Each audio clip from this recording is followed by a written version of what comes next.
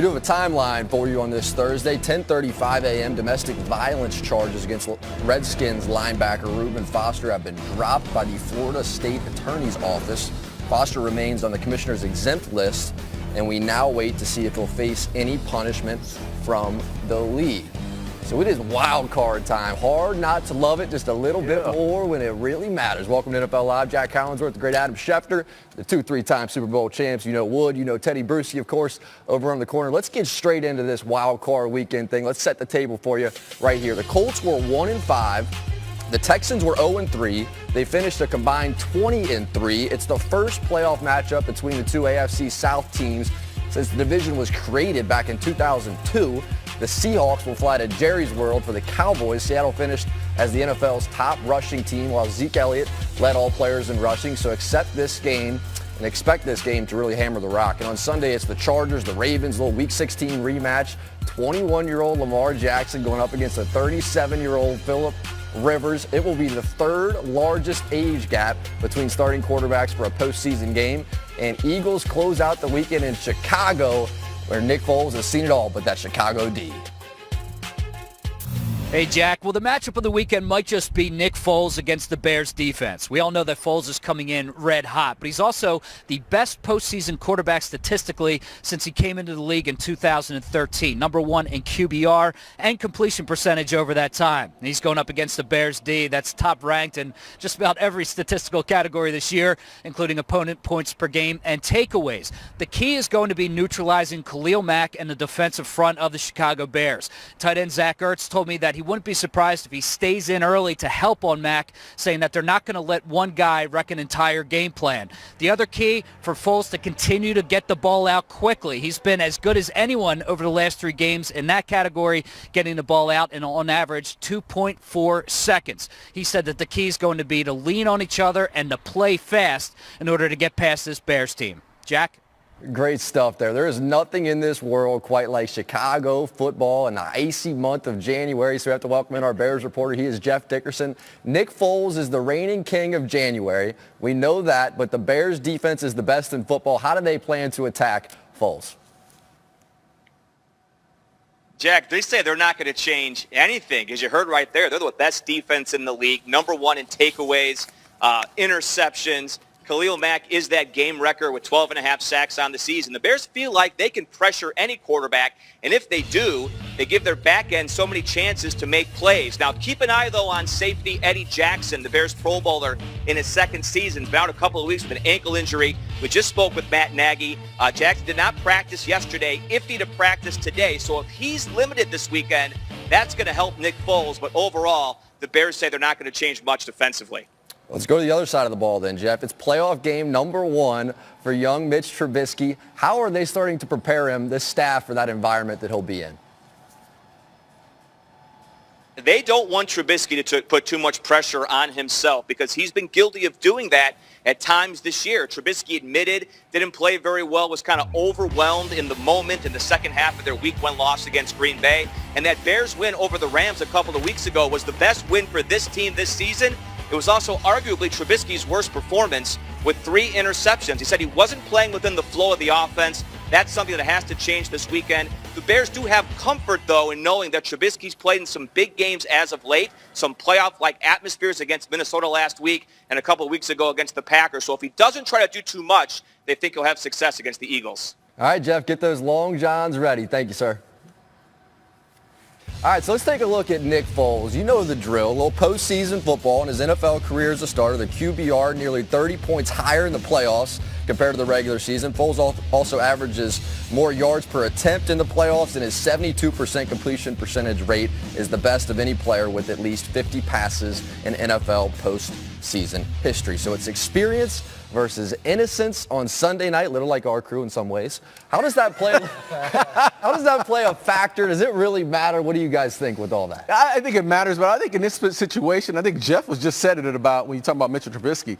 He played in a playoff atmosphere last week against the Minnesota Vikings. The Vikings needed that game, and we saw that fan base come out. They made a lot of noise, and Trubisky stayed within himself and did his job. I think it's about the running game, getting Howard going, getting Tariq Cohen going. You don't have to win this game on your arm strength, throwing the ball down the field. Use his strengths, and his strengths right now, Teddy, are his legs and ability to get out of the pocket. Yeah, and if I'm the Philadelphia Eagles, I want Trubisky to feel playoff football. I want to keep the game close early. I want it to be a fourth quarter game where Trubisky, you do have to make a play on third down. It has to come down to you and not that defense to have him on the field in those situations. That's how you make a young quarterback feel the playoffs, feel the pressure. We've been there before. These are the reigning world champions. Put the pressure on him so he feels what playoff football is all about. But here's the big difference in the Philadelphia Eagles, other than St. Nick Foles stepping in and leading the Eagles to the postseason.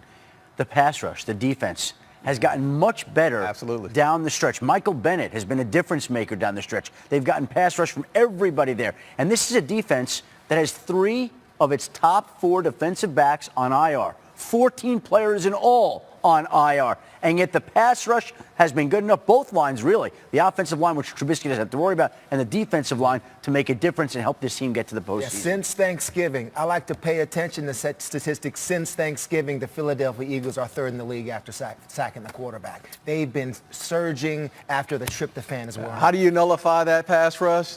They'll dump off to Tariq Cohen, slow him down a little bit, a little screen game. I'm telling you, the running backs in this game for the Chicago Bears will play a huge factor in this because you're not going to block Michael Bennett and have a defensive line coming. So Foles has been on another heater. We know that, but he's taken some shots along the way in this thing. Jason Peters still banged up. So how does the rest of this offensive line, do you think, hold up against Mac and the Bears? You don't hold up against these guys. You're going to lose. You're going to lose in one-on-one situations. They're going to get to Nick Foles, but you hope those situations are when Nick Foles, the frequency that he gets rid of the ball, Jack, is quick. So to Sproles, to Ertz, quick slants, those type of plays, play action passes, get rid of the ball fast. That's the only way it's going to help Nick Foles because he's going to take shots. Nick Foles is used to taking shots all the way back to he was at the University of Arizona. He was getting crushed because the offensive line couldn't block for him. So people in Arizona, I saw it, okay? I was watching him when he was playing college. And you saw the shot he took from Jadeveon Clowney right in the rib cage, but he still stands there and delivers. That's who he's going to be. He's going to be there, but don't take too many of those. Get rid of it quickly. And he's still sore. They took x-rays right after the game. The x-rays came back negative. They didn't think it was a major injury, but he's clearly going to be in some discomfort. Now, the upside for the Eagles, as you mentioned, just as the defensive line has played well down the stretch, the offensive line has played well down the stretch. And it is going to be more incumbent upon that unit than ever before to protect this quarterback who's banged up against this defense in those conditions. Monsters of the Midway. Have fun with that. You know what? Alshon Jeffrey goes back to Chicago. So you think there's going to be some get back there in that situation? And we figured, we haven't seen these receivers. I haven't seen Alshon Jeffrey. Early in the season, you saw a lot of Zach Ertz, but now you got Jeffrey coming up and playing well. Aguilar's finding his way. Golden Tate's becoming a force. Now, you're starting to see this offense under Nick Foles really exploit the entire off the field. You've heard Nick Foles speak. It's almost like he knows it's coming to an end. His time in Philadelphia, and he's playing like it. I mean, he's just throwing it up there and trusting his receivers. Deep shots. I'm going to throw it. It's the last time I may have this jersey on. So that type of, that carefree attitude. I've won a Super Bowl. I'm the Super Bowl MVP. This may be it. So, fellas, be ready because it's coming. I don't even care if you're open, but it's going to be up in the air. Win the 50-50 balls. Hey, so I'm checking the radar here. Getting a little weather report for us. What do we got in the Midwest, Jack? 40 degrees, a balmy 40 degrees. Balmy 40, huh? In Chicago. I bet those night winds, they'll get rolling a little bit. You know how it is. That'll be a nighttime game, so they'll still get cranked up as we go. I remember going to a Bears-Eagles playoff game in Chicago. Fog, cold. They played the Fog Bowl. They played cold games. 40 degrees. This is going to be nothing. Stay at the beach. Practically. Later on NFL Live, Antonio Brown's time in Pittsburgh has been loud in every way. Does the latest incident outweigh his production? Will Pittsburgh really trade the star? We'll ask Shefty next. But first, we have the AFC North team still fighting for a ring. They are alive. We will go to Baltimore next for Lamar Jackson, who is hungry for a ring. on the toy. James, so we heard Lamar is hungry for that first playoff win, but how are the Ravens preparing him for the moment? Well, Jack, the Ravens really aren't going to do too much to prepare Lamar Jackson, even though this is going to be his first playoff start. And you got to remember, Jackson took over this Ravens team when it was 4-5. So essentially every start for him has been a playoff game. And the words you keep hearing the most from teammates and coaches about Jackson, you hear poise, maturity, confidence. And left tackle Ronnie Stanley just told me in the locker room today that it seems like Jackson loves to play big in the big games, and he relishes those pressure situations. And the Ravens have seen it. He's gone into Kansas City and has taken the Chiefs into overtime. He's gone cross country and has upset the Chargers in his first primetime game. And last Sunday against the Browns, he scored 2 touchdowns with the season on the line. I think maybe the biggest concern is Jackson trying to do too much. Offensive coordinator Intercepted again. It was a tough one for him. Got Marlon Humphrey. That was, speed on speed, big time play. All right, so we got to get this. There's that world famous, the old jumping hug. You really want to see the Baltimore Ravens do it. Let's get it over to Teddy. Teddy, show us how this thing happened at the touch. All right, come on over here to the touch screen. They got to Phillip Rivers because of a predictable pass rush plan, a pass protection plan. It was offset back, slide away. What do I mean by that? There's a quarterback. That's the offset back right there. And then they slide away from the back. So knowing that, the Ravens attacked it with pick stunts. And so you have right here, after the slide, 3 offensive blockers, and they are responsible for these 3 defenders.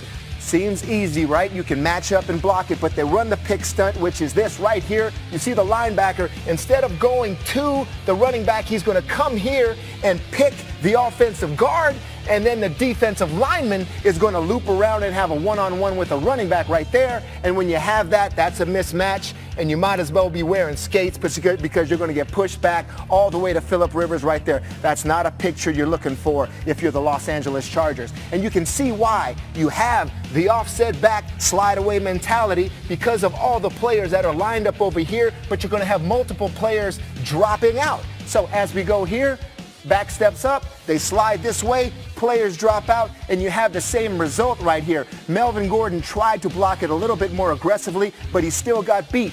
It was a defensive lineman that got the sack last time. Watch it now. Gordon tries to be a little bit more aggressive here, but the technique by the linebacker, believe me, I've been this guy. I've run this pick. This is great technique by the hands on the back. You see the 7 and the 5. The hands are on his back so he can redirect after he's pushed and then make the sack. They end up both on the defensive lineman. Gordon's looking, and the linebacker's getting the sack there. So we know Phillip Rivers likes to talk a lot of trash, but he's going to be saying dadgummit a lot if they don't adjust this protection and block that up, Jack. Nobody smoother. The old walk and talk, Suncrest. Nicely done, per usual.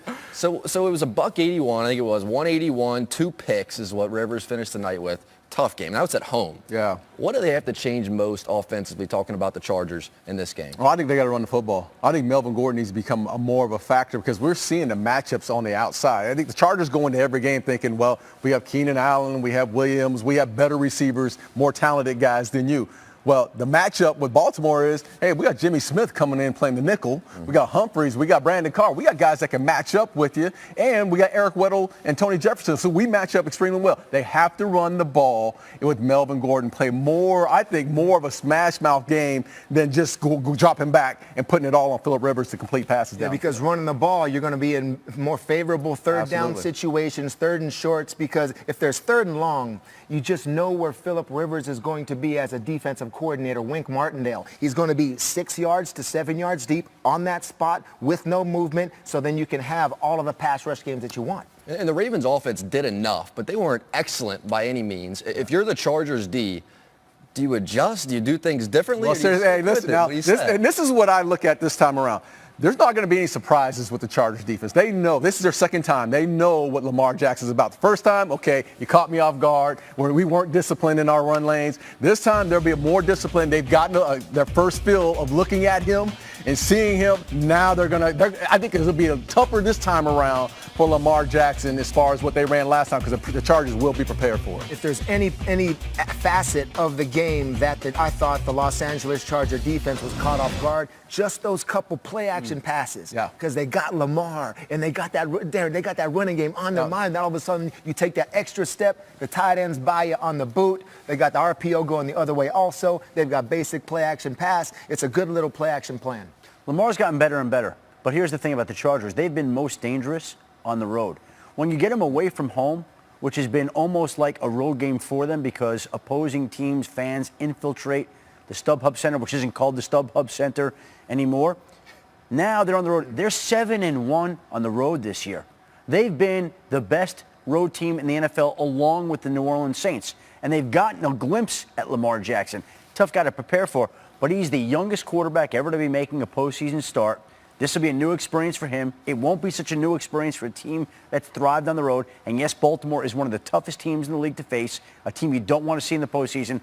But the Chargers have the elements it takes to match up with them, and we'll see whether or not Philip. The problem I do have with the Chargers is their slow start. They've had begin games, they've started off so slow, and then they come alive in the second half. They cannot start slow going up into Baltimore with that defense, and then let Lamar Jackson have the ball, control the clock. They got to get starting fast early in this game, make the big plays they need. Just quickly, how important do you think, you two played in a bazillion playoff games, 3 Super Bowls each. So tell me this, being home in your first playoff game, starting as a quarterback, how important is that for Lamar Jackson? Well, I think it's a huge advantage to where, everything's familiar. You have you're not going to be dealing with crowd noise, those type of things. I mean, to settle down a young quarterback like Lamar Jackson early, if I were Marty Mornhinweg, I'd make sure he gets that run quick.